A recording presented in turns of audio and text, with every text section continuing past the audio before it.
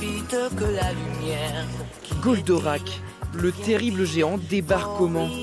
En plein milieu de l'abbaye de l'Épau, les fans de la série retombent en enfance. Là, on se retrouve un peu 40 ans après. Oui, c'est quelque chose qui surgit de l'enfance, en fait, et ça fait toujours plaisir de voir ce grand robot qui était le héros de notre jeunesse. Ouais, ça fait quoi de le voir en vrai? Bah, je l'avais jamais vu en vrai, donc c'est chouette. Donc, la petite photo souvenir, bien sûr, et puis on va pas les figures au point, mais c'est déjà pas mal. Aujourd'hui, Goldorak dans le lac embrasé. La série animée japonaise, diffusée pour la première fois en France en 1978, trouve aujourd'hui sa suite à travers les planches d'une bande dessinée. 43 ans après, les fans n'attendaient que ça. Je m'y attendais pas, surtout quand j'ai appris qu'il y aurait une suite, j'étais vraiment surprise. Hein. Ouais, je m'y attendais pas. Je pensais pas qu'un jour on aurait l'occasion de voir une suite à Goldorak.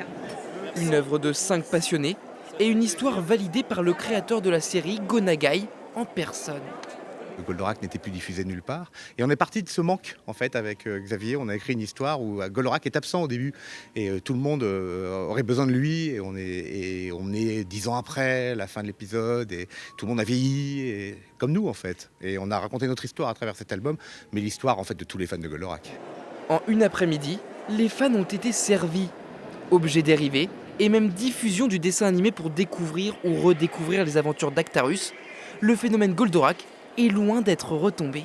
Ça attire toujours énormément de monde et de plus en plus parce que depuis 4-5 ans, il y a vraiment un regain au niveau de Goldorak qui est phénoménal et qui se traduit en cette fin d'année 2021 par une apothéose entre la BD, l'exposition et tout ce qui s'ensuit. C'est un jeu vidéo en préparation aussi. Voilà, c'est l'année Goldorak, c'est 2021. Un événement qui a fait le plein. En quelques heures, plus de 1500 personnes se sont rendues à l'abbaye de l'Épau.